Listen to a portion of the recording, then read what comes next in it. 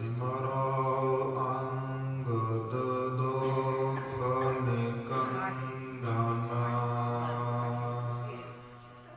ਅਮਰਦਾਸ ਗੁਰ ਹਿਰਦੈ ਤੇ ਆਵੋ ਹਿਰਦੈ ਤੇ ਆਵੋ ਰਾਮਦਾਸ ਗੁਣ ਗਾਵੋ ਸ਼੍ਰੀ ਅਰਜੁਨ ਬਿਗਨਨ ਕੇ ਨਾਸ਼ਕ ਬਿਗਨਨ ਕੇ ਨਾਸ਼ਕ ਹਰ ਗੋਬਿੰਦ ਸੋਭ ਸਮਤ ਪ੍ਰਕਾਸ਼ਕ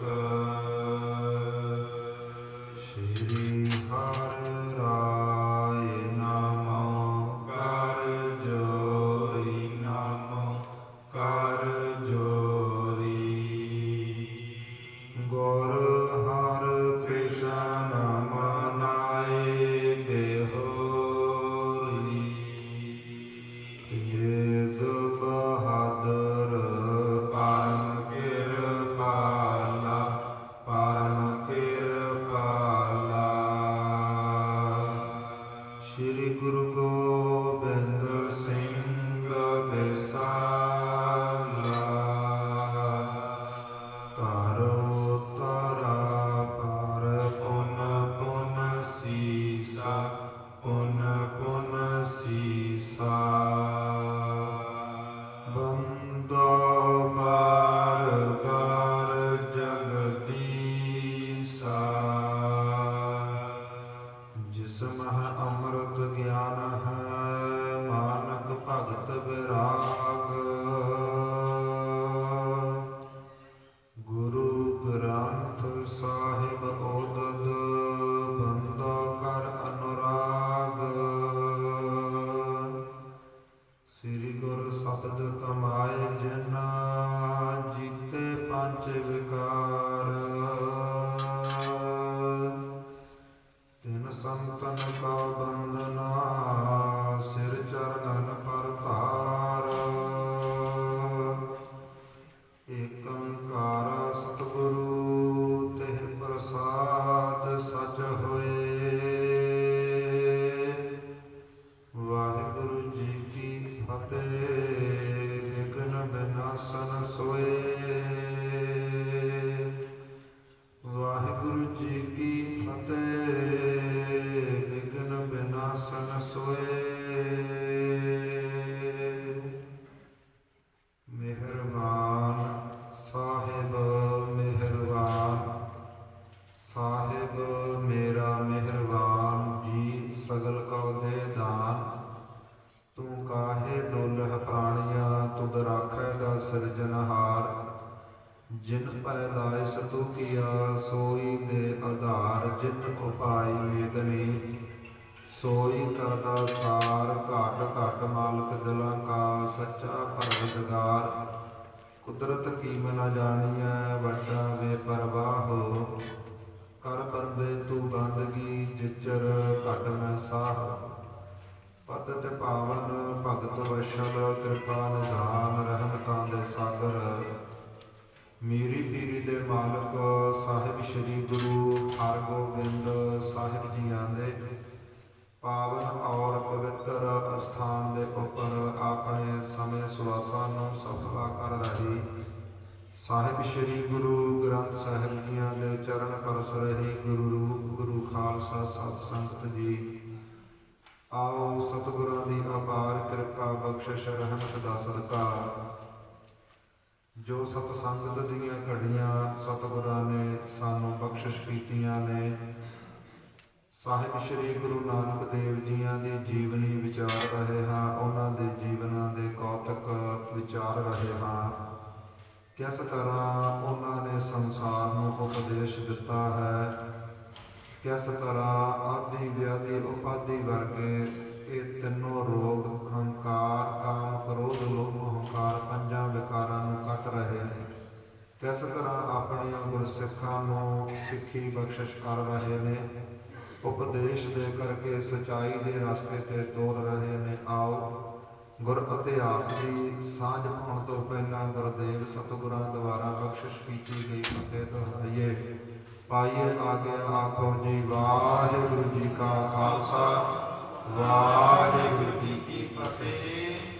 ਸਾਹਿਬ ਸ੍ਰੀ ਗੁਰੂ ਨਾਨਕ ਦੇਵ ਜੀ ਮਹਾਰਾਜ ਜਿਸ ਸਮੇਂ ਨਵਾਬ ਦੌਲਤ ਖਾਨ ਨੂੰ ਅਤੇ ਉਸ ਬਿਰਧ ਕਾਜੀ ਨੂੰ ਉਪਦੇਸ਼ ਦੇ ਕਰਕੇ ਮਹਾਰਾਜ ਮਸੀਤ ਤੋਂ ਨਿਕਲੇ ਨੇ ਤੇ ਧਿੰਗੇ ਨਾਮ ਦਾ ਜੋ ਪੰਡਤ ਹੈ, ਨਿਧੇ ਨਾਮ ਦਾ ਜੋ ਪੰਡਤ ਹੈ, ਉਹ ਛੇਤੀ ਦੇ ਨਾਲ ਘਰ ਵੱਲ ਦੌੜਿਆ ਹੈ। ਆ ਕਰਕੇ ਸਾਰੀ ਖਬਰ ਹੈ ਜੋ ਭਾਈ ਜੈ ਰਾਮ ਨੂੰ ਬੇਬੇ ਨਾਨਕੀ ਜੀ ਨੂੰ ਦੇਣੀ ਕੀਤੀ ਹੈ ਕਿ ਮਹਾਰਾਜ ਜੀਆਂ ਨੇ ਸੰਸਾਰ ਦੇ ਸਾਰੇ ਭਰਮ ਭੁਲੇਖੇ ਦੂਰ ਕਰ ਦਿੱਤੇ, ਸੱਚ ਦਾ ਉਪਦੇਸ਼ ਦਿੱਤਾ ਹੈ। ਨਵਾਬ ਦੌਲਤ ਖਾਨ ਵੀ ਚੁੱਕਿਆ ਹੈ, ਕਾਜੀ ਵੀ ਚੁੱਕਿਆ ਹੈ, ਹੰਕਾਰ ਟੁੱਟਿਆ ਹੈ ਤੇ ਬੇਬੇ ਨਾਨਕੀ ਜੀ ਨੇ ਕਹਿਣਾ ਕੀਤਾ ਹੈ ਕਿ ਮੇਰੇ ਭਰਾਤਾ ਤੁਹਾਡੇ ਨਾਲ ਨਹੀਂ ਆਏ ਪੰਡਤ ਜੀ, ਉਹ ਕਿੱਥੇ ਨੇ? ਪੰਡਤ ਜੀ ਨੇ ਦੱਸਿਆ ਹੈ ਕਿ ਭੀੜ ਬਹੁਤ ਜ਼ਿਆਦਾ ਸੀ ਮਸੀਤ ਦੇ ਅੱਗੇ, ਮੈਥੋਂ ਮਸੀਤ ਦੇ ਅੰਦਰ ਤਾਂ ਨਹੀਂ ਜਾਇਆ ਗਿਆ। ਮੈਨੂੰ ਕੁਝ ਸਮਾਂ ਖੜੇ ਦਿਖਾਈ ਦਿੰਦੇ ਸਨ, ਪਰ ਕੁਝ ਕੁ ਸਮੇਂ ਬਾਅਦ ਮੈਨੂੰ ਦਿਖਾਈ ਦੇਣੋਂ ਹਟ ਗਏ। ਫਿਰ ਮੈਂ ਦੌੜਿਆ ਕਿ ਜਾ ਕਰਕੇ ਆਪ ਜੀਆਂ ਨੂੰ ਖਬਰ ਦੇਵਾਂ। ਇਸ ਪ੍ਰਕਾਰ ਹਲੇ ਗੱਲਾਂ ਚੱਲ ਰਹੀਆਂ ਨੇ। ਬੇਬੇ ਨਾਨਕੀ ਜੀ ਅਤੇ ਭਾਈ ਜੈ ਰਾਮ ਜੀ ਆਪਸ ਦੇ ਵਿੱਚ ਵਾਰਤਾਲਾਪ ਕਰ ਰਹੇ ਨੇ। ਬੇਬੇ ਨਾਨਕੀ ਜੀ ਕਹਿ ਰਹੀ ਹੈ ਕਿ ਤੁਸੀਂ ਭਾਈ ਜੈ ਰਾਮ ਜੀ ਇੰਨੇ ਦੁਖੀ ਨਾ ਹੋਵੋ, ਮੇਰੇ ਜੋ ਭਰਾਤਾ ਹਨ ਉਹ ਪਰਮੇਸ਼ਰ ਰੂਪ ਨੇ, ਉਹ ਜਦ ਵੀ ਘਰ ਨੂੰ ਵਾਪਸ ਆਉਣਗੇ ਬਹੁਤੀਆਂ ਖੁਸ਼ੀਆਂ ਲੈ ਕੇ ਆਉਣਗੇ। ਹਾਲੇ ਇਸ ਪ੍ਰਕਾਰ ਆਪਸ ਦੇ ਵਿੱਚ ਗੱਲਾਂ ਚੱਲ ਰਹੀਆਂ ਨੇ। ਉੱਪਰਲੀ ਮੰਜ਼ਲ ਦੇ ਉੱਪਰ ਬੇਬੇ ਨਾਨਕੀ ਜੀ ਭਾਈ ਜੈ ਰਾਮ ਜੀ ਬੈਠੇ ਏਦਾਂ ਵਿਚਾਰਾ ਕਰ ਰਹੇ ਨੇ। ਜੋ ਥੱਲੇ ਘਰ ਦੀ ਨੌਕਰ ਹੈ ਤੁਲਸਾ ਦਾਸੀ, ਉਸ ਨੂੰ ਸਤਿਗੁਰਾਂ ਦਾ ਆਉਣਾ ਦੱਸਿਆ ਹੈ। ਉਸ ਨੇ ਆਵਾਜ਼ ਮਾਰੀ ਹੈ, ਹੇ ਭਰਜਾਈ, ਹੇ ਬੇਬੇ ਨਾਨਕੀ ਜੀ। ਏਦਾਂ ਜਾਪਦਾ ਹੈ ਜਿਸ ਤਰ੍ਹਾਂ ਮੁਖ ਦੇ ਉੱਪਰ ਨੂਰ ਹੈ, ਹੱਸ ਰਹੇ ਨੇ, ਇੱਕ ਰਸ ਦੇ ਅੰਦਰ ਤੁਰੇ ਆਉਂਦੇ ਨੇ, ਲੱਗਦਾ ਹੈ ਗੁਰੂ ਨਾਨਕ ਆ ਰਹੇ ਨੇ। ਤੇ ਜਦੋਂ ਭਾਈ ਜੈ ਰਾਮ ਨੇ ਉੱਠ ਕਰਕੇ ਵੇਖਿਆ ਹੈ, ਤੁਲਸਾ ਦਾਸੀ ਦੀ ਇਹ ਖਬਰ ਸੁਣੀ ਹੈ, ਜਾਣੋ ਕਿਸੇ ਰੋਗੀ ਨੂੰ ਦਾਰੂ, ਕਿਸੇ ਰੋਗੀ ਨੂੰ ਦਵਾਈ ਮਿਲ ਗਈ ਹੋਵੇ ਤੇ ਉਸ ਨੂੰ ਜਿੰਨਾ ਆਨੰਦ ਉਸ ਵੇਲੇ ਆਉਂਦਾ ਹੈ, ਇੰਨਾ ਆਨੰਦ ਭਾਈ ਜੈ ਰਾਮ ਨੂੰ ਗੁਰੂ ਨਾਨਕ ਦੇਵ ਜੀਆਂ ਦੇ ਆਉਣ ਦੀ ਖਬਰ ਸੁਣ ਕੇ ਹੋਇਆ ਹੈ। ਮਹਾਰਾਜ ਤੁਰਦੇ ਤੁਰਦੇ ਘਰ ਦੇ ਦਰਵਾਜ਼ੇ ਤੇ ਪਹੁੰਚੇ ਨੇ। ਬੇਬੇ ਨਾਨਕੀ ਭਾਈ ਜੈ ਰਾਮ ਜੀਆਂ ਦੇ ਸਮੇਤ ਵਿਹੜੇ ਦੇ ਵਿੱਚ ਆਈ ਹੈ। ਆ ਕਰਕੇ ਸੀਸ ਝੁਕਾਇਆ ਹੈ, ਗੁਰੂ ਨਾਨਕ ਦੇਵ ਜੀਆਂ ਦੇ ਚਰਨ ਪਰਸੇ ਨੇ। ਸੁੰਦਰ ਪਲੰਘ ਵਿਛਾਇਆ ਹੈ, ਉਸ ਦੇ ਉੱਪਰ ਬਹਾ ਕਰਕੇ ਭਾਈ ਜੈ ਰਾਮ ਜੀਆਂ ਨੇ ਹੱਥ ਜੋੜੇ ਨੇ। ਨਿਮਰਤਾ ਦੇ ਵਿੱਚ ਬੇਨਤੀ ਕੀਤੀ ਹੈ ਕਿ ਮਹਾਰਾਜ ਜੋ ਵੀ ਵਾਰਤਾਲਾਪ ਮਸੀਤ ਦੇ ਵਿੱਚ ਹੋਈ ਹੈ ਉਹ ਸਾਨੂੰ ਆਪਣੇ ਮੁਖ ਤੋਂ ਦੱਸਣਾ ਕਰੋ ਤੇ ਅਸੀਂ ਮਾਫੀ ਵੀ ਚਾਹੁੰਦੇ ਹਾਂ। ਸੰਸਾਰ ਦੇ ਵਿੱਚ ਆਪ ਜੀਆਂ ਦੀ ਨਿੰਦਿਆ ਹੋ ਰਹੀ ਸੀ, ਅਸੀਂ ਬਹੁਤਿਆਂ ਭਰਮ ਭੁਲੇਖਿਆਂ ਦੇ ਵਿੱਚ ਪਏ ਹੋਏ ਸੀ, ਅਸੀਂ ਵੀ ਡੋਲ ਚੁੱਕੇ ਸੀ। ਗੁਰੂ ਨਾਨਕ ਦੇਵ ਜੀ ਮਹਾਰਾਜ ਕਹਿਣ ਲੱਗੇ ਕਿ ਭਾਈ ਜੋ ਸਮਾਂ ਬੀਤ ਗਿਆ ਹੈ ਉਸ ਨੂੰ ਕੀ ਵਿਚਾਰਨਾ, ਉਹਦੀਆਂ ਗੱਲਾਂ ਕੀ ਕਰਨੀਆਂ, ਆਉਣ ਵਾਲੇ ਸਮੇਂ ਵੱਲ ਵੇਖੀਏ। ਤੇ ਭਾਈ ਜੈ ਰਾਮ ਜੀ ਕਹਿਣ ਲੱਗੇ, ਨਹੀਂ ਸਾਹਿਬ ਸ੍ਰੀ ਗੁਰੂ ਨਾਨਕ ਦੇਵ ਜੀ ਦੱਸਣਾ ਕਰੋ। ਜੇਕਰ ਕੋਈ ਸਾਡੇ ਤੋਂ ਪੁੱਛੇਗਾ ਕਿ ਮਸੀਤ ਦੇ ਵਿੱਚ ਕੀ ਹੋਇਆ ਹੈ, ਗੁਰੂ ਨਾਨਕ ਦੇਵ ਜੀਆਂ ਨੇ ਕੀ ਉਪਦੇਸ਼ ਦਿੱਤਾ ਹੈ, ਜਿੰਨਾ ਸਮਾਂ ਆਪ ਜੀਆਂ ਦੇ ਮੁਖ ਤੋਂ ਨਹੀਂ ਸੁਣਦੇ ਉਹਨਾਂ ਸਮਾਂ ਸਾਡੇ ਦਿਲ ਨੂੰ ਪ੍ਰਤੀਤ ਸੱਚਾਈ ਨਹੀਂ ਲੱਗਦੀ, ਉਹਨਾਂ ਸਮਾਂ ਸਾਡੇ ਦਿਲ ਨੂੰ ਭਰੋਸਾ ਨਹੀਂ ਆ ਰਿਹਾ। ਮਹਾਰਾਜ ਜੀਆਂ ਨੇ ਸਾਰੀ ਵਾਰਤਾਲਾਪ ਦੱਸੀ ਹੈ ਕਿ ਜੈ ਰਾਮ ਸਾਨੂੰ ਮਸੀਤ ਦੇ ਵਿੱਚ ਲਿਜਾਇਆ ਗਿਆ ਸੀ, ਨਿਵਾਜ਼ ਪੜ੍ਹੀ ਗਈ ਸੀ, ਪਰ ਨਵਾਬ ਦੌਲਤ ਖਾਨ ਅਤੇ ਕਾਜੀ ਦਾ ਸਰੀਰ ਹੀ ਮਸੀਤ ਦੇ ਅੰਦਰ ਸੀ, ਮਨ ਕਿਤੇ ਹੋਰ ਉਡਾਰੀਆਂ ਮਾਰਦਾ ਸੀ। ਇਸ ਪ੍ਰਕਾਰ ਜਦੋਂ ਅਸੀਂ ਉਹਨਾਂ ਨੂੰ ਜਾਣੂ ਕਰਵਾਇਆ ਹੈ ਕਿ ਜਿੰਨਾ ਸਮਾਂ ਮਨ ਕਰਕੇ ਬੰਦਾ ਹਾਜ਼ਰੀਆਂ ਨਹੀਂ ਭਰਦਾ, ਉਹਨਾਂ ਸਮਾਂ ਪਰਮੇਸ਼ਰ ਪ੍ਰਤੀ ਪ੍ਰੇਮ ਪੈਦਾ ਨਹੀਂ ਹੋ ਸਕਦਾ। ਲੋਕਾਂ ਦੇ ਵਿੱਚ ਦਿਖਾਵਾ ਤਾਂ ਹੋ ਸਕਦਾ ਹੈ ਕਿ ਬੜਾ ਸਤਸੰਗੀ ਹੈ, ਬੜਾ ਭਜਨ ਬੰਦਗੀ ਵਾਲਾ ਹੈ, ਪਰ ਜਿੰਨਾ ਸਮਾਂ ਮਨ ਕਰਕੇ ਬੰਦਾ ਤਿਆਰ ਬਰ ਤਿਆਰ ਨਹੀਂ ਹੁੰਦਾ, ਉਹਨਾਂ ਸਮਾਂ ਪਰਮੇਸ਼ਰ ਦਾ ਪਿਆਰ, ਉਹਦੀ ਵਡਿਆਈ, ਸ਼ੁਭ ਗੁਣਾਂ ਦਾ ਧਾਰਨੀ ਨਹੀਂ ਹੋ ਸਕਦਾ। ਤੇ ਨਵਾਬ ਦੌਲਤ ਖਾਨ ਨੇ ਆਪਣੀ ਭੁੱਲ ਮੰਨੀ ਹੈ, ਆਪਣੇ ਜੋ ਭਰਮ ਭੁਲੇਖੇ ਦੂਰ ਕੀਤੇ ਨੇ, ਜੋ ਔਗਣ ਤਿਆਗੇ ਨੇ, ਸਾਡੇ ਚਰਨਾਂ ਤੇ ਸੀਸ ਝੁਕਾਇਆ ਹੈ ਤੇ ਸਾਥੋਂ ਉਪਦੇਸ਼ ਲਿਆ ਹੈ।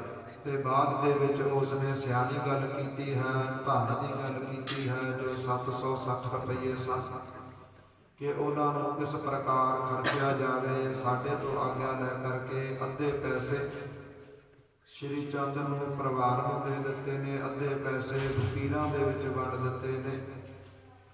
ਇਸ ਪ੍ਰਕਾਰ ਉੱਥੇ ਵਾਰਤਾਲਾਪ ਹੋਈਆਂ ਨੇ। ਜਦੋਂ ਇਸ ਪ੍ਰਕਾਰ ਮਹਾਰਾਜ ਜੀ ਦੱਸ ਰਹੇ ਨੇ ਤੇ ਬੇਬੇ ਨਾਨਕੀ ਜੀ ਕਹਿਣ ਲੱਗੇ, ਭਾਈ ਜੈ ਰਾਮ ਜੀ, ਹੁਣ ਤਾਂ ਤੁਹਾਡੇ ਅੰਦਰ ਮੇਰੇ ਭਰਾ ਪ੍ਰਤੀ ਕੋਈ ਵੀ ਸ਼ੰਕਾ ਨਾ ਹੋਵੇਗੀ, ਭਰਮ ਭੁਲੇਖਾ ਨਾ ਹੋਵੇਗਾ।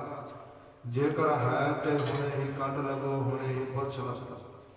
ਭਾਈ ਜੈ ਰਾਮ ਜੀ ਕਹਿਣ ਲੱਗੇ, ਗੁਰੂ ਨਾਨਕ ਆਪ ਪਰਮੇਸ਼ਰ ਨੇ, ਇਹ ਧਨ ਨੇ, ਤੁਸੀਂ ਇਹਨਾਂ ਦੇ ਭੈਣ ਹੋ, ਤੁਸੀਂ ਵੀ ਧਨ ਹੋ, ਤੁਸੀਂ ਕਦੇ ਡੋਲਦੇ ਨਹੀਂ, ਇਹਨਾਂ ਤੇ ਭਰੋਸਾ ਰੱਖਦੇ ਹੋ।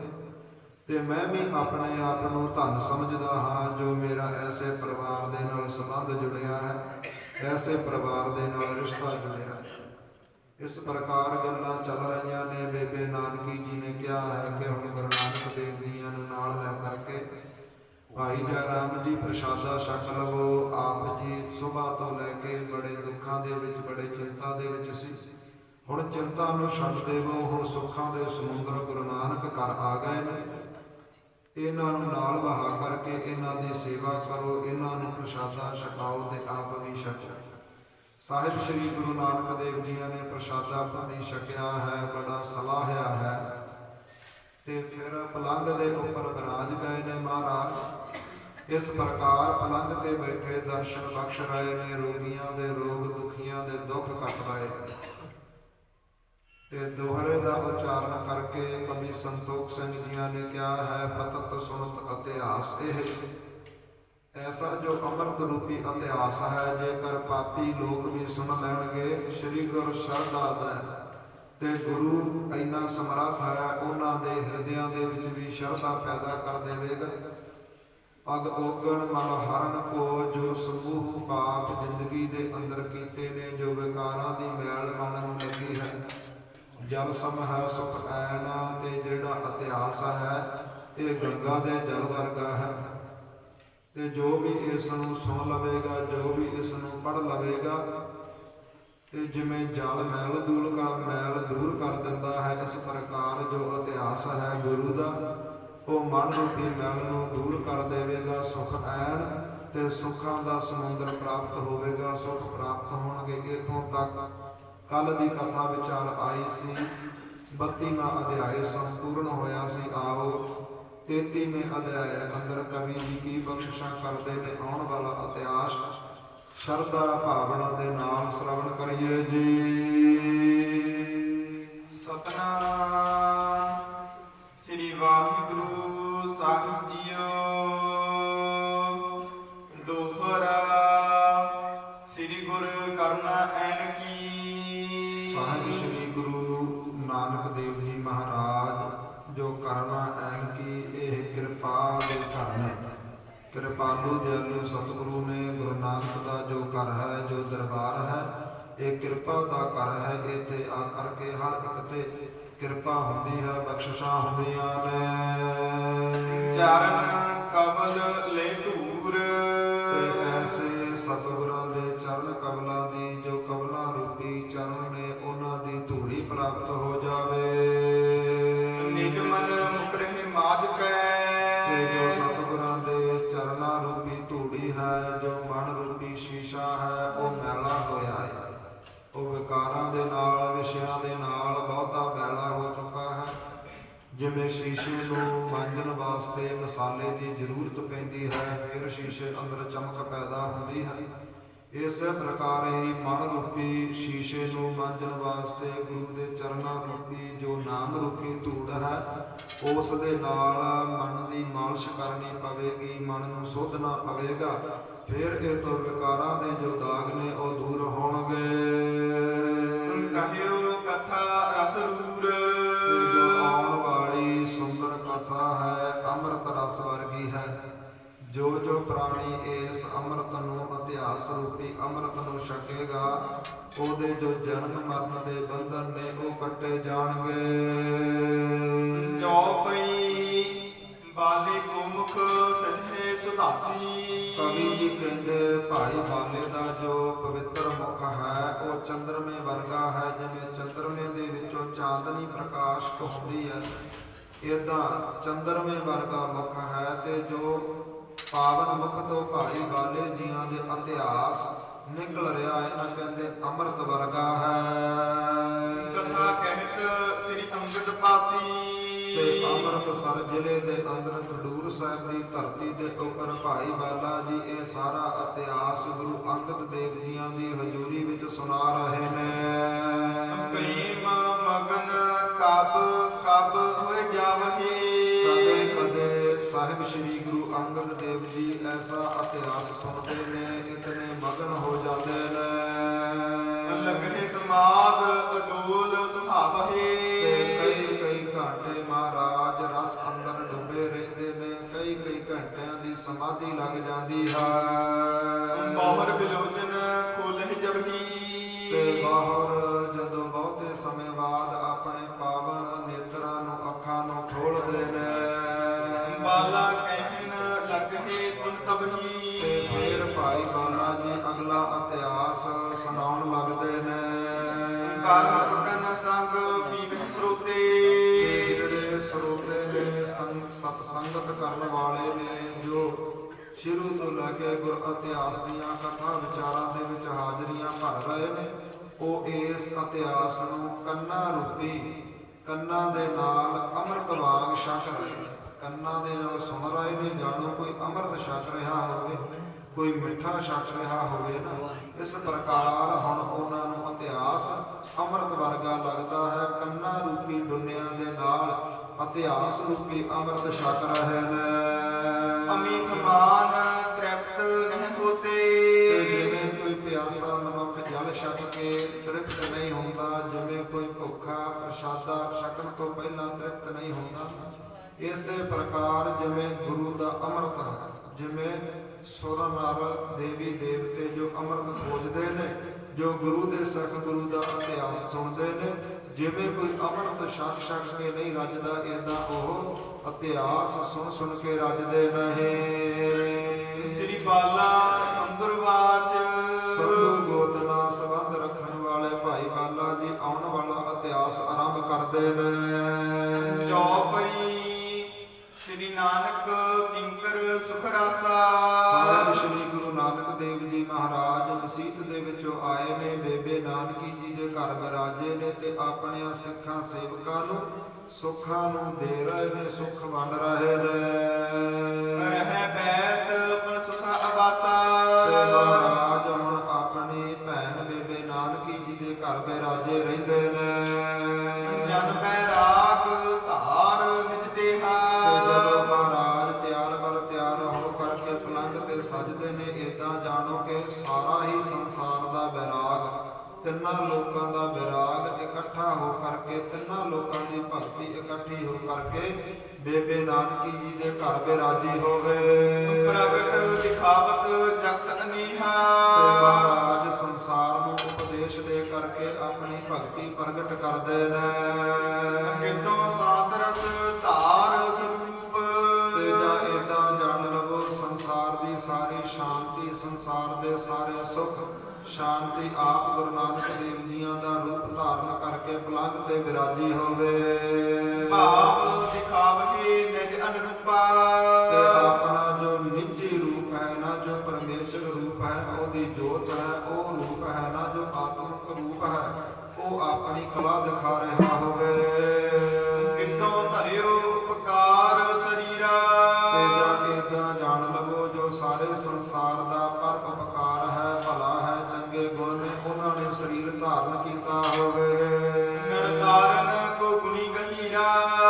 ਨਾਲ ਮਨੁੱਖਾਂ ਨੂੰ ਤਾਰਨ ਵਾਸਤੇ ਗੁਣੀ ਗਹੀਰਾ ਗੁਣਾ ਦੇ ਘਰ ਗੁਰੂ ਨਾਨਕ ਦੇਵ ਜੀ। ਦੋਹਰਾ ਸਿਰ ਪਰ ਨੁਕਤ ਹੈ ਜੁਗਲ ਗੱਜ। ਕਵੀ ਜੀ ਕਹਿੰਦੇ ਐਸਾ ਸਿਰ ਚੜਿਆ ਹੈ ਮਹਾਰਾਜ ਜੀ ਬਿਰਾਜੇ ਹੋਏ ਨੇ ਸਿਰ ਦੇ ਉੱਪਰ 2 ਗਜ ਦਾ ਜੋ ਪਰਨਾ ਉਹ ਬੰਨਿਆ ਹੈ। ਖਫਨੀ ਘਰ ਪਰ ਚੀਰ। ਤੇ ਸੁੰਦਰ ਕੱਪੜੇ ਦਾ ਸੁੰਦਰ ਵਸਤਰ ਚੋਲਾ ਮਹਾਰਾਜ ਜੀਆਂ ਨੇ ਗਲ ਵਿੱਚ ਪਾਇਆ ਹੈ। ਸਭਿਆਨਾ ਸੁੰਦਰ ਸਜੈ। ਮਹਾਰਾਜ ਇਸ ਪ੍ਰਕਾਰ ਸੁੰਦਰ ਸਜੇ ਹੋਏ ਨੇ ਜੋ ਸਤਿਗੁਰਾਂ ਦਾ ਸੁੰਦਰ ਚਾਦਰਾ ਹੈ। ਧਰਿਓ ਸੋ ਵੇਖ ਸਰੀਰ। ਮਹਾਰਾਜ ਜੀਆਂ ਨੇ ਬਹੁਤਾ ਸੁੰਦਰ ਆਪਣਾ ਭੇਸ ਬਣਾਇਆ ਹੋਇਆ ਹੈ ਬਹੁਤੇ ਸ਼ੋਭਾ ਪਾ ਰਹੇ ਨੇ। ਚੌਪਈ ਵੈਸੇ ਥੇ ਨਿੰਦਕ ਕੇ ਸੁਲਾ। ਤੇ ਮਹਾਰਾਜ ਨੇ ਜੋ ਨਿੰਦਕ ਲੋਕ ਨੇ ਨਾ ਉਹਨਾਂ ਨੂੰ ਸਤਿਗੁਰਾਂ ਦੀ ਸ਼ੋਭਾ ਹੈ ਜੋ ਉਹ ਸੂਲਾ ਵਾਂਗ ਚੁਭਦੀ ਹੈ। ਇਤਨੇ ਮਹਿ ਪ੍ਰਾਪਤ ਭਾਮੂਲਾ। ਇੰਨੇ ਕੁ ਸਮੇਂ ਨੂੰ ਬਟਾਲੇ ਨਗਰ ਤੋਂ ਭਾਈ ਮੂਲ ਚੰਦ ਜਦੋਂ ਉਹਨਾਂ ਨੂੰ ਪਤਾ ਲੱਗਿਆ ਹੈ ਕਿ ਗੁਰੂ ਨਾਨਕ ਦੇਵ ਜੀ ਮਹਾਰਾਜ ਹੁਣ ਬੇਬੇ ਨਾਨਕੀ ਜੀ ਦੇ ਘਰ ਵਿਰਾਜੇ ਹੋਏ ਨੇ ਮੜੀਆਂ ਮਸਾਣਾਂ ਨੂੰ ਛੱਡ ਆਏ ਨੇ। ਭਾਈ ਮੂਲਾ ਜੀ ਵੀ ਸਤਿਗੁਰਾਂ ਨੂੰ ਮਿਲਣ ਵਾਸਤੇ ਸਤਿਗੁਰਾਂ ਦੇ ਨਾਲ ਵਿਚਾਰਾ ਕਰਨ ਵਾਸਤੇ ਬਟਾਲੇ ਤੋਂ ਆਏ ਨੇ। ਜੰਦੋ ਰਾਣੀ ਜਿਹ ਕੇ ਸੰਗਾ। ਤੇ ਨਾਲ ਹੀ ਜੋ ਮਾਤਾ ਸੁਲੱਖਣੀ ਹੈ ਉਹਨਾਂ ਦੇ ਜੋ ਮਾਤਾ ਨੇ ਗੁਰੂ ਨਾਨਕ ਦੇਵ ਜੀਆਂ ਦੇ ਜੋ ਸੱਸ ਨੇ ਚੰਦੋ ਰਾਣੀ ਜੀ ਉਹ ਵੀ ਆਏ ਨੇ। ਆਤਕ ਕ੍ਰੋਧ ਤੇ ਉਠਤ ਤਰੰਗਾ।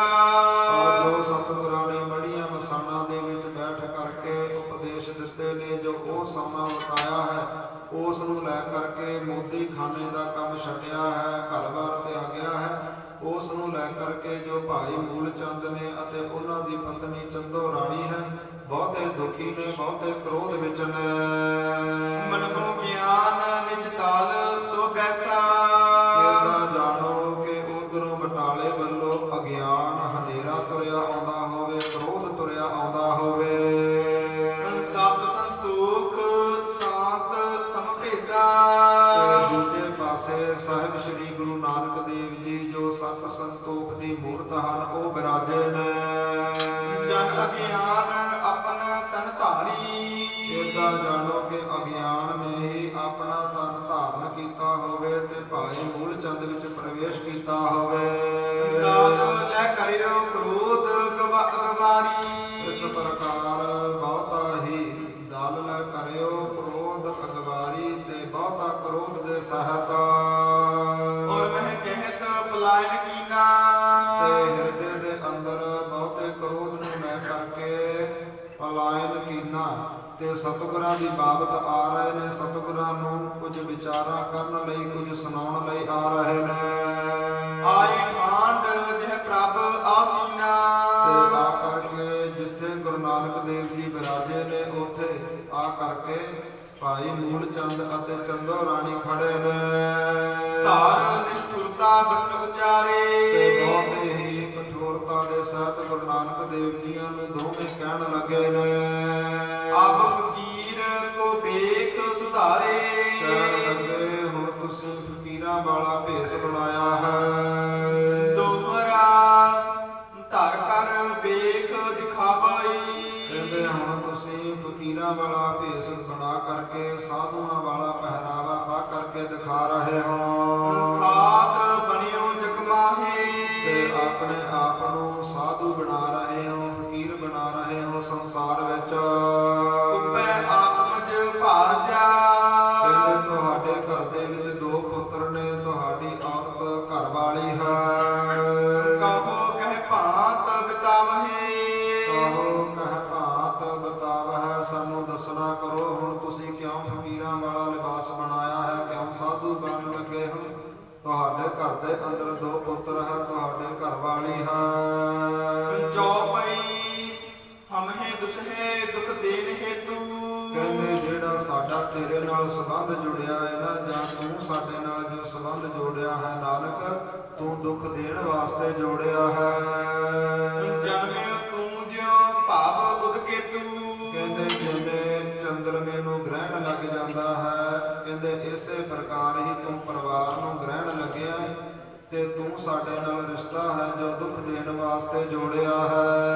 ਏਵ ਜੇ ਮੁਨਾ ਉਤੋ ਫਕੀਰਾ ਕਹਿੰਦੇ ਜੇਕਰ ਤੇਰੇ ਮਨ ਦੀ ਇੱਛਾ ਸੀ ਕਿ ਤੂੰ ਫਕੀਰ ਬਣਨਾ ਹੈ, ਸਾਧੂ ਬਣਨਾ ਹੈ, ਕਰ ਵਿਆਹ ਕਿਉ ਡੂਬ ਅਧੀਰਾ ਤੂੰ ਵਿਆਹ ਕਿਉਂ ਕੀਤਾ? ਸਾਡੀ ਜੋ ਲੜਕੀ ਹੈ ਮਾਤਾ ਸੁਲੱਖਣੀ, ਉਸ ਨੂੰ ਕਿਉਂ ਡੋਬਣਾ ਕੀਤਾ ਹੈ? ਸਰਬ ਗਰਭ ਕਰ ਦੀਨ ਖੁਆਰੂ ਤੇ ਜਿੰਨਾ ਵੀ ਤੂੰ ਧਨ ਕਮਾਇਆ ਸੀ ਉਹ ਸਾਰਾ ਵਿਅਰਥ ਗਵਾਇਆ ਹੈ। ਅਬ ਬਾਸਾਦ ਅਬਾਸ ਉਜਾਰੂ ਤੇ ਹੁਣ ਤੂੰ ਸਾਧੂ ਬਣ ਕੇ ਆਪਣਾ ਘਰ ਵੀ ਉਜਾੜ ਰਿਹਾ ਹੈ, ਆਪਣਾ ਘਰ-ਬਾਰ ਸਾਰਾ ਉਜਾੜ ਰਿਹਾ ਹੈ।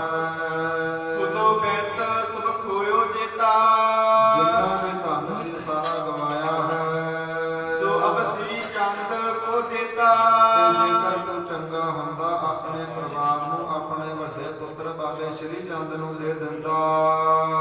ਤੇ ਪਰ ਕਰਾਤ ਗੁਜ਼ਾਰ ਸੋ ਪੈਸੇ ਕਹਿੰਦੇ ਤੈਨੂੰ ਵੀ ਪਤਾ ਹੈ ਕਿ ਧਨ ਤੋਂ ਬਿਨਾਂ ਗੁਜ਼ਾਰਾ ਕਿਵੇਂ ਚੱਲਦਾ ਹੈ।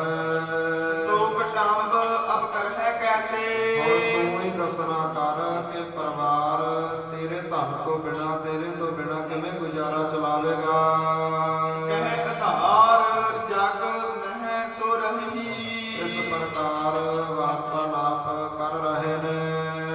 ਪੁੱਤਰ ਕਿਉ ਨਾ ਬਦਨ ਤੇ ਕਹਿੰਦੇ ਕਹੀ ਕਿਉਂ ਸਾਧੂਆਂ ਵਾਲਾ ਭੇਸ ਬਣਾ ਕਰਕੇ ਸੰਸਾਰ ਵਿੱਚ ਫਿਰਦੇ ਹੋ? ਸਾਡੀਆਂ ਗੱਲਾਂ ਦਾ ਉੱਤਰ ਦਿਓ। ਦੋਹਰਾ ਭੈ ਪਰਮੇਸ਼ਰ ਕੋ ਨਹੀਂ ਭਾਈ ਮੂਲ ਚੰਦ ਕਹਿਣ ਲੱਗੇ, ਹੈ ਗੁਰੂ ਨਾਨਕ ਤੇਰੇ ਅੰਦਰ ਰਤੀ ਭਰ ਵੀ ਪਰਮਾਤਮਾ ਦਾ ਜੋ ਡਰ ਪੈ ਨਹੀਂ ਹੈ। ਲਗ ਸੁਤ ਜਨ ਹੋ ਤੇ ਨਾਹੇ ਤੁਹਾਡੇ ਘਰ ਦੇ ਅੰਦਰ ਛੋਟੇ ਛੋਟੇ ਦੋ ਪੁੱਤਰ ਨੇ, ਤੁਸੀਂ ਉਹਨਾਂ ਨੂੰ ਪ੍ਰੇਮ ਨਹੀਂ ਕਰਦੇ, ਜਾਣਦੇ ਨਹੀਂ। ਚੰਦੋ ਰਾਣੀ ਭੰਤ ਪੁਨ ਤੇ ਫਿਰ ਕੋਲ ਖੜੀ ਜੋ ਚੰਦੋ ਰਾਣੀ ਹੈ ਉਹ ਬੋਲੀ ਹੈ, ਕ੍ਰੋਧ ਕੀਏ ਮਨ ਮਾਹੇ ਬਹੁਤਾ ਹੀ ਕ੍ਰੋਧ ਦੇ ਸਹਿਤ ਹੋ ਕਰਕੇ ਚੌਪਈ ਸੁਣ ਤੋ ਵੇ ਨਾਨਕ ਕਿਆ ਕੀਤਾ ਕਹਿਣ ਲੱਗੀ, ਵੇ ਨਾਨਕ ਇਹ ਤੂੰ ਕੀ ਕੀਤਾ ਹੈ? ਬਦਿਓ ਕੰਬਹਿ ਭਇਓ ਅਤੀਤਾ ਤੇ ਜਦੋਂ ਤੇਰੇ ਪਰਿਵਾਰ ਵਿੱਚ ਵਾਧਾ ਹੋਇਆ ਹੈ, ਦੋ ਪੁੱਤਰਾਂ ਦੀ ਪ੍ਰਾਪਤੀ ਹੋਈ ਹੈ ਤੇ ਤੂੰ ਅਤੀਤ ਵਿਰਕਤ ਸਾਧੂ ਬਣ ਗਿਆ ਹੈ, ਘਰ-ਬਾਰ ਤਿਆਗਿਆ ਹੈ। ਨੇਹੋ ਨ ਨਿਜ ਤਨ ਜਾਨ ਸੋ ਕਰਈ ਤੂੰ ਨੇਹੋ ਨਾ ਨਿਜ ਤਨ, ਕਹਿੰਦੇ ਤੂੰ ਉਹਨਾਂ ਦੇ ਨਾਲ ਪ੍ਰੇਮ ਨਹੀਂ ਕਰਦਾ, ਉਹਨਾਂ ਦੇ ਨਾਲ ਪਿਆਰ ਨਹੀਂ ਕਰਦਾ। ਨੈਕ ਨ ਕਰੁਣਾ ਮਨ ਮਹਿ ਧਰਈ ਤੇ ਰਤੀ ਭਰ ਵੀ ਤੂੰ ਨੈਕ ਜੋ ਪਿਆਰ ਹੈ ਜਾਂ ਜੋ ਕਿਰਪਾਲੂ ਦਿਆਲੂ ਸੁਭਾਅ ਹੈ ਮਨ ਅੰਦਰ ਧਾਰਨ ਨਹੀਂ ਕਰਦਾ। ਵੀਰਕ ਤੋਜ ਟਕ ਮੋਤੀ ਤੇ ਕਾਰਾ ਪਹਿਲਾਂ ਤੇਰਾ ਬੜਾ ਸੋਹਣਾ ਕਾਰਜ ਮੋਦੀ ਖਾਨੇ ਦਾ ਚੱਲਦਾ ਸੀ, ਪਾਵਤ ਛੋਤਨ ਜਹਾਂ ਜਿੱਥੇ ਅਪਾਰਾ ਤੂੰ ਬਹੁਤੇ ਧਨ ਦੀ ਹਰ ਰੋਜ਼ ਕਮਾਈ ਕਰਦਾ ਸੀ। ਬਹੁ ਮਨ ਹੈ ਫਰਮਾਇਸ਼ ਖਾਨਾ ਕਹਿੰਦੇ ਤੇਰੀਆਂ ਫਰਮਾਇਸ਼ਾਂ ਦੌਲਤ ਖਾਨ ਨਵਾਬ ਵੀ ਮੰਨਦਾ ਸੀ। ਆਸਨ ਬਸਨ ਪ੍ਰਾਪਤ ਵਿਦਨਾਗਾ ਸੁੰਦਰ ਵਸਤਰਾਂ ਦੀ ਪ੍ਰਾਪਤ ਹੁੰਦੀ ਸੀ, ਖਾਣ ਲਈ ਭੋਜਨ ਮਿਲਦਾ ਸੀ। ਕ੍ਰਿਤ ਕੰਬਹਿ ਤਜ ਅਬਸੋ ਕਹਿੰਦੇ ਹੁਣ ਤੂੰ ਪਰਿਵਾਰ ਵੀ ਛੱਡ ਦਿੱਤਾ ਹੈ ਤੇ ਮੋਦੀ ਖਾਨੇ ਦਾ ਕੰਮ ਵੀ ਤਿਆਗਿਆ ਹੈ। ਭਾਏ ਰੰਗ ਜਿਉ ਆਲੇ ਖੋ ਕਹਿੰਦੇ ਜਿਵੇਂ ਕੋਈ ਗਰੀਬ ਕੰਗਾਲ ਬੰਦਾ ਤੁਰਿਆ ਫਿਰਦਾ ਹੈ, ਇਸ ਪ੍ਰਕਾਰ ਹੁਣ ਤੁਰੇ ਫਿਰਦੇ ਹਾਂ। ਤਦ ਸੋਵਤ ਥੇ ਸੇਜ ਸੁਖਾਲੀ ਤੇ ਕੋਈ ਸਮਾਂ ਸੀ ਕਿੰਨੀਆਂ ਸੁੰਦਰ ਸੇਜਾਂ ਦੇ ਉੱਪਰ ਸੌਂ ਕਰਕੇ ਆਪ ਜੀ ਆਨੰਦ ਮਾਣਦੇ ਸੀ। ਅਬ ਫਿਰੇ ਉਦਿਆਨ ਬਿਹਾਲੀ ਤੇ ਹੁਣ ਉਜਾੜੂ ਜਗ੍ਹਾ ਦੇ ਵਿੱਚ ਜੰਗਲਾਂ ਬੜੀਆਂ ਮਸਾਣਾਂ ਦੇ ਵਿੱਚ ਬਸ ਐਵੇਂ ਹੀ ਦਿਨ ਰਾਤ ਬਤੀਤ ਕਰਦੇ ਹਾਂ। ਦੋਹਰਾ ਸਤਨ ਬਿਖੈ ਜੇ ਸਰਬ ਸੁਖ ਕਹਿੰਦੇ ਘਰ ਦੇ ਵਿੱਚ ਹੀ ਸਾਰੇ ਸੁੱਖ ਹੁੰਦੇ ਨੇ ਬੰਦੇ ਦੇ, ਤਜ ਕਰ ਕੀਨ ਅਨੀਤ ਤੇ ਤੁਸੀਂ ਉਹਨਾਂ ਸੁੱਖਾਂ ਨੂੰ ਛੱਡ ਕਰਕੇ ਬੜਾ ਭੈੜਾ ਕਰਮ ਕੀਤਾ ਹੈ, ਬੜਾ ਅਯੋਗਤਾ ਵਾਲਾ, ਬੜਾ ਅਨੀਤੀ ਵਾਲਾ ਕਰਮ ਕਮਾਇਆ ਹੈ। ਸੁਨੇ ਬਚਨ ਸਸਰੋਹ ਕੇ ਜਦੋਂ ਇਸ ਪ੍ਰਕਾਰ ਆਪਣੀ ਸੱਸ ਚੰਦੋ ਰਾਣੀ ਦੇ ਗੁਰੂ ਨਾਨਕ ਦੇਵ ਜੀਆਂ ਨੇ ਬਚਨ ਸੁਣੇ ਨੇ, ਬੋਲੇ ਬ੍ਰਿਕਟ ਹੈ ਰੀਤ ਤੇ ਮਹਾਰਾਜ ਜੀ ਤਿਆਗੀ ਕਿਰਪਾਲੂ ਦਿਆਲੂ ਸਤਿਗੁਰੂ ਜੀ ਮਹਾਰਾਜ ਫਿਰ ਬੋਲੇ ਨੇ। ਮਾਰੂ ਮਹੱਲਾ ਪਹਿਲਾ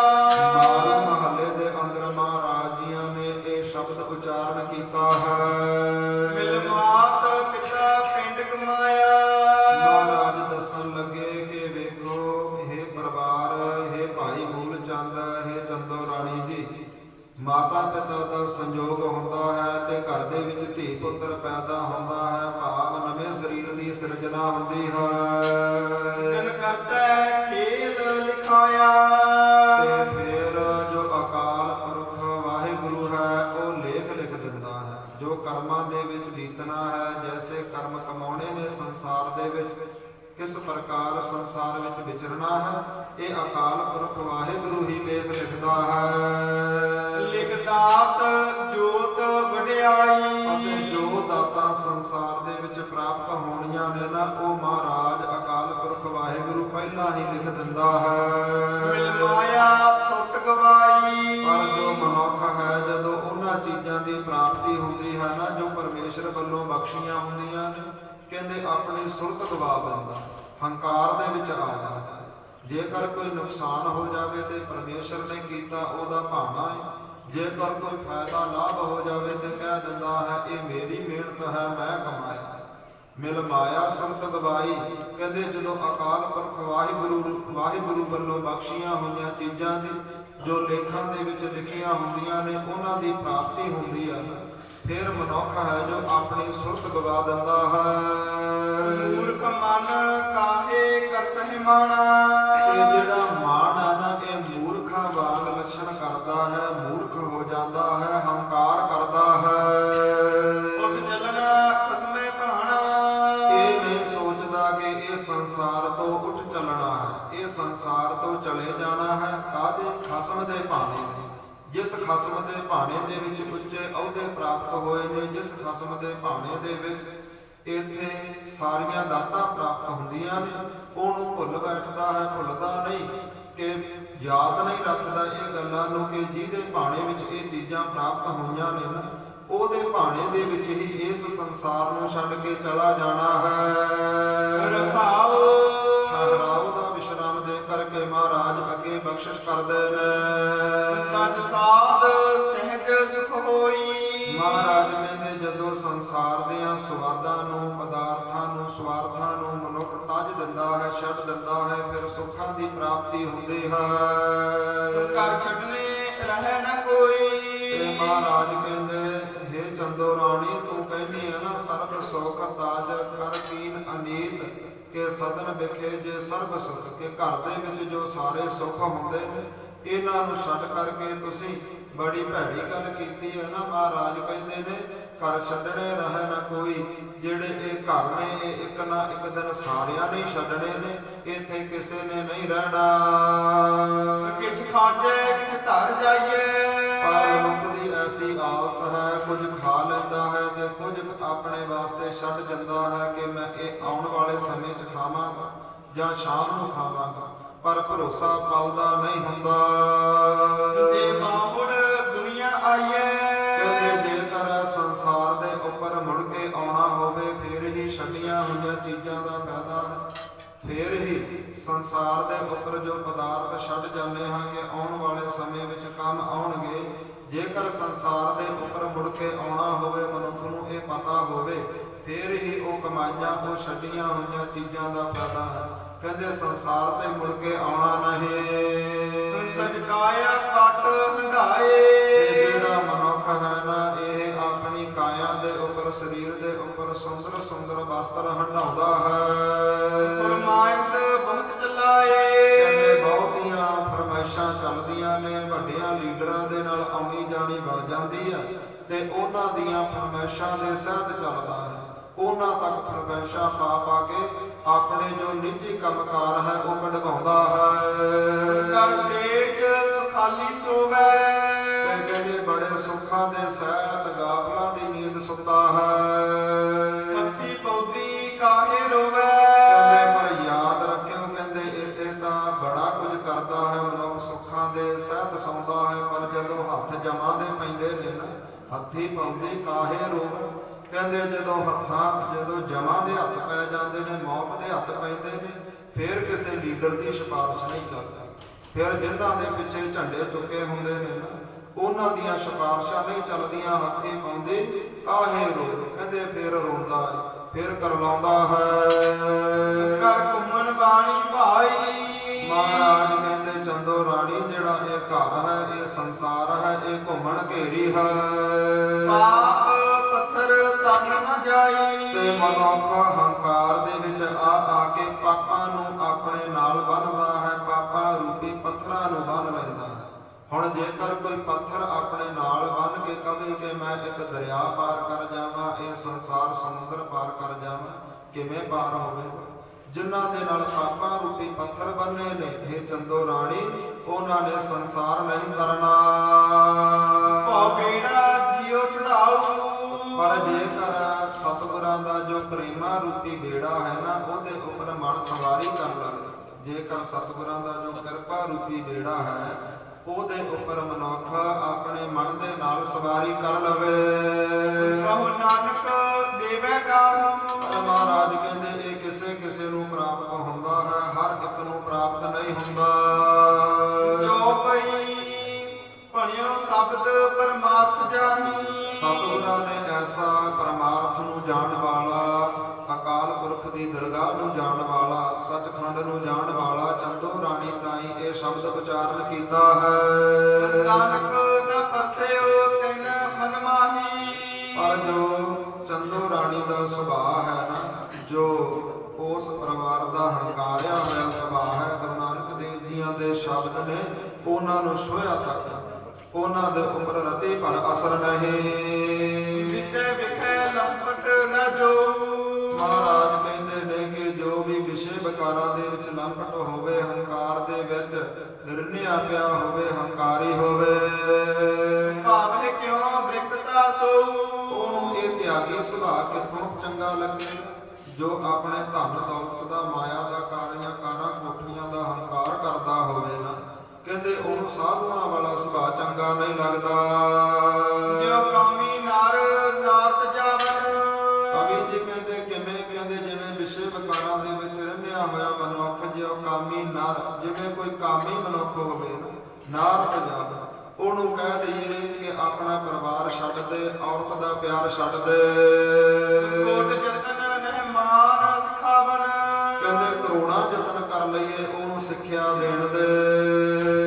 ਜੋ ਕਿਰਪਨ ਧਨ ਸੰਗ੍ਰਹਿ ਹਿਤ। ਕਹਿੰਦੇ ਪਰ ਉਹਦੇ ਤੇ ਰਤੀ ਪਰ ਅਸਰ ਨਹੀਂ ਹੁੰਦਾ। ਕਹਿੰਦੇ ਕਿਵੇਂ? ਕਹਿੰਦੇ ਜਿਉਂ ਕਿਰਪਨ ਧਨ, ਕਹਿੰਦੇ ਜਿਵੇਂ ਕੰਜੂਸ ਬੰਦਾ ਧਨ ਨੂੰ ਸਾਂਭ ਰੱਖਦਾ ਹੈ। ਤਜਨ ਤਾਹੇ ਸਿਖਵਨ ਨਹਿ ਲੇਤਾ। ਤੇ ਜੇਕਰ ਉਸ ਕੰਜੂਸ ਬੰਦੇ ਨੂੰ ਕਹਿ ਦਈਏ ਕਿ ਮਾਇਆ ਦਾ ਥੋੜਾ ਬਹੁਤਾ ਦਸਮਤ ਕੱਢਿਆ ਕਰ, ਕੋਈ ਧਰਮ ਦੇ ਕਰਮਾਂ ਦੇ ਵਿੱਚ, ਧਰਮ ਦੇ ਕੰਮਾਂ ਵਿੱਚ ਮਾਇਆ ਲਾਇਆ ਕਰ, ਦਾਨ ਪੁੰਨ ਕਰਿਆ ਕਰਨਾ, ਉਹ ਨਹੀਂ ਮੰਨਦਾ, ਉਹਦਾ ਚਿੱਤ ਨਹੀਂ ਮੰਨਦਾ। ਕਿਉ ਮੂਲੇ ਪਰ ਚੰਦੋ ਰਾਣੀ। ਕਹਿੰਦੇ ਇਸੇ ਪ੍ਰਕਾਰ ਹੀ ਭਾਈ ਮੂਲ ਚੰਦ ਅਤੇ ਚੰਦੋ ਰਾਣੀ ਦਾ ਸੁਭਾਅ ਹੈ। ਸ੍ਰੀ ਗੁਰੂ ਸ਼ਬਦ ਧਰਿਓ ਨਹਿ ਕਾਨੀ। ਤੇ ਸਾਹਿਬ ਸ੍ਰੀ ਗੁਰੂ ਨਾਨਕ ਦੇਵ ਜੀਆਂ ਦਾ ਜੋ ਸ਼ਬਦ ਹੈ, ਇਹਨਾਂ ਨੇ ਕੰਨਾਂ ਤੇ ਨਹੀਂ ਧਰਿਆ, ਇਹਨਾਂ ਦੇ ਕੰਨਾਂ ਤੇ ਜੋ ਨਹੀਂ ਸਰਕੇ। ਬੋਲੀ ਬਹੁਰ ਕ੍ਰੋਧ ਸੋ ਬੈਨਾ। ਬਹੁਤ ਹੀ ਕ੍ਰੋਧ ਦੇ ਸਹਿਤ ਹੋ ਕਰਕੇ ਫਿਰ ਵਚਨ ਬੋਲੀ ਹੈ। ਭੇਦ ਨ ਜਾਣੇ ਇਹ ਗੁਣ ਐਨਾ। ਇਹਨੇ ਭੇਦ ਨਹੀਂ ਜਾਣਿਆ ਗੁਰੂ ਨਾਨਕ ਦੇ ਘਰ ਦਾ, ਇਹਨੇ ਭੇਦ ਨਹੀਂ ਜਾਣਿਆ ਸਾਹਿਬ ਸ੍ਰੀ ਗੁਰੂ ਨਾਨਕ ਦੇਵ ਜੀਆਂ ਦਾ। ਕਹਿੰਦੇ ਜਿਵੇਂ ਕਾਮੀ ਮਨੁੱਖ ਨੂੰ ਕਹਿ ਦਈਏ ਕਿ ਵਿਸ਼ੇ ਵਿਕਾਰ ਛੱਡ ਦੇ, ਉਹ ਛੱਡਣ ਨੂੰ ਤਿਆਰ ਨਹੀਂ। ਜਿਵੇਂ ਕਹਿੰਦੇ ਕਿਸੇ ਕੰਜੂਸ ਬੰਦੇ ਨੂੰ ਕਹਿ ਦਈਏ ਕਿ ਧਨ ਨੂੰ ਤਿਆਗ ਦੇ, ਥੋੜਾ ਬਹੁਤਾ ਦਾਨ ਕਰਿਆ ਕਰ, ਉਹ ਛੱਡਦਾ ਨਹੀਂ। ਕਹਿੰਦੇ ਇਸੇ ਪ੍ਰਕਾਰ ਹੀ ਮੂਲ ਚੰਦ ਅਤੇ ਚੰਦੋ ਰਾਣੀ ਦਾ ਸੁਭਾਅ ਹੈ। ਸਾਹਿਬ ਸ੍ਰੀ ਗੁਰੂ ਨਾਨਕ ਦੇਵ ਜੀਆਂ ਨੇ ਦੱਸਿਆ ਕਿ ਸੰਸਾਰ ਨੂੰ ਛੱਡ ਜਾਣਾ ਹੈ। ਤੁਸੀਂ ਘਰ ਨੂੰ ਛੱਡਣ ਦੀ ਗੱਲ ਕਹਿੰਦੇ ਹੋ, ਇੱਕ ਦਿਨ ਮਨੁੱਖ ਨੇ ਇਹ ਸੰਸਾਰ ਛੱਡ ਜਾਣਾ, ਤੇ ਉਦੋਂ ਮਨੁੱਖ ਬਹੁਤਾ ਰੋਂਦਾ ਹੈ ਜਦੋਂ ਜਮਾਂ ਦੇ ਹੱਥ ਆ ਕੇ ਪੈਂਦੇ ਨੇ। ਉਹਨਾਂ ਟਾਈਮ ਮਨੁੱਖ ਨੂੰ ਕੋਈ ਸੋਝੀ ਨਹੀਂ ਆਉਂਦੀ, ਕੋਈ ਸਮਝ ਨਹੀਂ ਆਉਂਦੀ। ਇਸੇ ਪ੍ਰਕਾਰ ਹੀ ਸ੍ਰੀ ਗੁਰੂ ਸ਼ਬਦ ਧਰਿਓ ਨਹਿ ਕਾਨੀ ਤੇ ਚੰਦੋ ਰਾਣੀ ਤੇ ਭਾਈ ਮੂਲ ਚੰਦ ਦੇ ਉੱਪਰ ਰਤੀ ਪਰ ਅਸਰ ਨਹੀਂ ਹੋਇਆ। ਮਹਾਰਾਜ ਜੀਆਂ ਦੇ ਦਿੱਤੇ ਉਪਦੇਸ਼ ਬੋਲੇ ਬਾਹਰ ਕ੍ਰੋਧ ਸੋ ਬੈਨਾ। ਤੇ ਫਿਰ ਜਦੋਂ ਬੋਲੀ ਹੈ, ਬੜੇ ਕ੍ਰੋਧ ਦੇ ਸਹਿਤ ਚੰਦੋ ਰਾਣੀ ਬੋਲੀ ਹੈ। ਇੱਥੋਂ ਤੱਕ ਅੱਜ ਦੀਆਂ ਕਥਾ ਵਿਚਾਰਾਂ ਆਈਆਂ ਨੇ। ਆਉਣ ਵਾਲੇ ਇਤਿਹਾਸ ਦੇ ਵਿੱਚ ਕੀ ਵਿਚਾਰਾਂ ਹੋਣਗੀਆਂ, ਸਤਿਗੁਰੂ ਜੀ ਕਿਸ ਪ੍ਰਕਾਰ ਉਪਦੇਸ਼ ਦੇਣਗੇ, ਕੱਲ ਨੂੰ ਅਸੀਂ ਇਤਿਹਾਸ ਨੂੰ ਵਿਚਾਰਾਂਗੇ, ਸ਼ਰਵਣ ਕਰਾਂਗੇ। ਹੋਈਆਂ ਭੁੱਲਾਂ ਚੁੱਕਾਂ ਦੀ ਖਿਮਾ, ਗੁਰੂ ਦਾ ਅਭਿਆਸ, ਗੁਰੂ ਦਾ ਸ਼ਬਦ ਜਾਣ ਕੇ ਆਪਣੇ ਹਿਰਦਿਆਂ ਵਿੱਚ ਵਸਾਉਣਾ। ਤਾਂ ਜੋ ਲੋਕ ਅਤੇ ਪਰਲੋਕ ਸਬਰ ਸਕੇ। ਆਓ ਆਨੰਦ ਸਾਹਿਬ ਦੀ ਗੁਰਬਾਣੀ ਦੇ ਨਾਲ ਜੁੜੀਏ, ਸਮਾਪਤੀ ਕਰੀਏ ਜੀ। ਸਤਨਾਮ ਸ੍ਰੀ ਵਾਹਿਗੁਰੂ ਸਾਹਿਬ ਜੀ। ਰਾਮਕਲੀ ਮਹੱਲਾ ਤੀਜਾ। ਆਨੰਦ ਇੱਕ ਓੰਕਾਰ ਸਤਿਗੁਰ ਪ੍ਰਸਾਦ। ਆਨੰਦ ਭਇਆ ਮੇਰੀ ਮਾਏ, ਸਤਿਗੁਰੂ ਮੈਂ ਪਾਇਆ। ਸਤਿਗੁਰ ਤਾਂ ਪਾਇਆ ਸਹਿਜ ਸੇਤੀ, ਮਨ ਵਜੀਆਂ ਵਾਧਾਈਆਂ। ਰਾਗ ਰਤਨ ਪਰਵਾਰ ਭਰੀਆਂ ਸ਼ਬਦ ਗਾਵਣੀਆਂ, ਸ਼ਬਦੋ ਤਾ ਗਾਵੋ ਹਰੀ ਕੇਰਾ, ਮਨ ਜਿਨੀ ਬਸਾਇਆ। ਆਹ ਨਾਨਕ ਆਨੰਦ ਹੋਆ ਸਤਿਗੁਰੂ ਮੈਂ ਪਾਇਆ। ਏ ਮਨ ਮੇਰਿਆ ਤੂੰ ਸਦਾ ਰਹੋ ਹਰ ਨਾਲੇ, ਹਰ ਨਾਲ ਰਹੋ ਤੂੰ ਮਨ ਮੇਰੇ, ਦੁਖ ਸਭ ਵਿਸਾਰਨਾ। ਅੰਗੀਕਾਰ ਹੋ ਕਰੇ ਤੇਰਾ ਕਾਰਜ ਸਭ ਸਵਾਰਨਾ। ਸਭਨਾ ਗੱਲਾਂ ਸਮਰੱਥ ਸੁਆਮੀ, ਸੋ ਕਿਉ ਮਨ ਵਿਸਾਰੇ। ਕਹੈ ਨਾਨਕ ਮਨ ਮੇਰੇ ਸਦਾ ਰਹੋ ਹਰ ਨਾਲੇ। ਸਾਚੇ ਸਾਹਿਬਾ ਕਿਆ ਨਾਹੀ ਕਰ ਤੇਰਾ, ਕਰਤਾ ਤੇਰਾ ਸੰਕਸ਼ ਹੈ ਤਿਸ ਤੇ ਸੋ ਪਾਵੈ। ਸਦਾ ਸਿਫਤ ਸਲਾਹ ਤੇਰੀ ਨਾਮ ਮਨ ਵਸਾਵੈ। ਨਾਮ ਤਿਨ ਕੈ ਮਨ ਵਸਿਆ, ਵਾਜੇ ਸ਼ਬਦ ਕਨੇਰੇ। ਕਹੈ ਨਾਨਕ ਸੱਚੇ ਸਾਹਿਬ ਕਿਆ ਨਾਹੀ ਕਰ ਤੇਰਾ। ਸਾਚਾ ਨਾਮ ਮੇਰਾ ਆਧਾਰੋ, ਸਾਚ ਨਾਮ ਆਧਾਰ ਮੇਰਾ, ਜਿਨ ਭੁੱਖਾਂ ਸਭ ਗਵਾਈਆਂ। ਪਰ ਸ਼ਾਂਤ ਸੁਖ ਮਨ ਆਏ ਵਸਿਆ, ਜਿਨ ਇੱਛਾ ਸਭ 부ਜਾਈਆਂ। ਸਦਾ ਕੁਰਬਾਨ ਕੀਤਾ ਗੁਰ ਬਿਟਹੁ, ਜਿਸ ਦੀਆਂ ਇਹ ਵਡਿਆਈਆਂ। ਕਹੈ ਨਾਨਕ ਸੁਨੋ ਸੁਨੋ ਸੰਤੋ ਸ਼ਬਦ ਤਰਹੁ ਪਿਆਰੋ, ਸਾਚਾ ਨਾਮ ਮੇਰਾ ਆਧਾਰੋ। ਵਾਜੇ ਪੰਜ ਸ਼ਬਦ ਤਤ ਘਰ ਸੁਭਾਗੈ, ਘਰ ਸੁਭਾਗੈ ਸ਼ਬਦ ਵਾਜੇ, ਕਲਾ ਜਿਤ ਕਰ ਧਾਰਿਆ। ਪੰਜ ਦੂਤ ਤੁਧ ਵਾਸ ਕੀਤੇ ਕਾਲ ਕੰਟਕ ਮਾਰਿਆ। ਤੁਰ ਕਰਮ ਪਾਇਆ ਤੁਧ ਜਿਨ ਕੋ ਸੇ ਨਾਮ ਹਰ ਕੈ ਲਾਗੇ। ਕਹੈ ਨਾਨਕ ਤੈ ਤੈ ਸੁਖ ਸੁਖ ਹੋਆ ਤਿਤ ਕਰ ਅਨਹਦ ਵਾਜੇ। ਆਨੰਦ ਸਮਹਾ ਵਡ ਭਾਗੀ ਹੋ, ਸਗਲ ਮਨੋਰਥ ਪੂਰੇ। ਪਾਰ ਬ੍ਰਹਮ ਪ੍ਰਭ ਪਾਇਆ, ਉਤਰੇ ਸਗਲ ਵਿਸੂਰੇ। ਦੁਖ ਰੋਗ ਸੰਤਾਪ ਉਤਰੇ, ਸੁਣੀ ਸੱਚੀ ਬਾਣੀ। ਸੰਤ ਸਾਜਨ ਭਏ ਸਰਸੇ ਪੂਰੇ, ਗੁਰ ਤੇ ਜਾਣੀ। ਸੁਣਤੇ ਪੁਨੀਤ ਕਹਤੇ ਪਵਿੱਤ, ਸਤ ਗੁਰ ਰਹਿਆ ਭਰਪੂਰੇ। ਬਿਨਵੰਤ ਨਾਨਕ ਗੁਰ ਚਰਨ ਲਾਗੇ, ਵਾਜੇ ਅਨਹਦ ਪੂਰੇ। ਸਲੋਕ ਪਵਨ ਗੁਰੂ ਪਾਣੀ ਪਿਤਾ, ਮਾਤਾ ਧਰਤ ਮਹਤ, ਦਿਵਸ ਰਾਤ ਦੁਇ ਗਾਈ ਗਾਇਆ ਖੇਲਾ ਸਗਲ